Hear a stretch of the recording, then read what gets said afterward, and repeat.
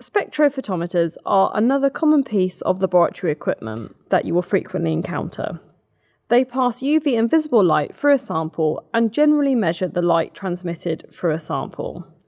This provides a non-destructive way of obtaining information about a sample, for example its concentration or following a rate of reaction. We're going to demonstrate the use of spectrophotometers in measuring protein concentration. Step 1. Set up the spectrophotometer. Ensure your spectrophotometer is on and ensure that it has enough time to perform its calibrations before use. Select the wavelength that you require. In this video we will be performing a Bradford assay, so we will set the wavelength to 595 nanometers. Step 2. Prepare your samples. A Bradford assay is a quantitative assay to measure the quantity of protein in a sample. To prepare the samples for this assay, Bradford reagent is added to several standard protein samples of known concentrations.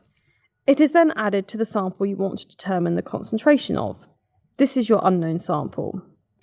The Bradford reagent is then left to react for several minutes before measurement. In other protocols, you may be adding enzymes and substrates together or measuring other standards at this stage. So check with the protocol for what to do at the preparation stage. Step 3. Zeroing the machine before use. You're almost ready to measure your samples, but most protocols will require a blank before measurement. Often this is a sample that has had something left out of it to act as a control. In this case, we are using a standard with no protein. When you are ready to measure your blank, open the lid of the spectrophotometer. Next, determine the direction of the light path.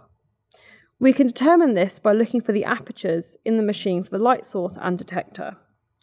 Once you know the direction of the light path, pick up your cuvette by the frosted or patterned side and orientate your cuvette so the clear side, which can be read by the spectrophotometer, is facing the light path. Then finally place the clear side towards the light path. Press the calibrate button and wait for the reading to reach 0. Step 4. Measure your samples. Now open the lid and remove your blank.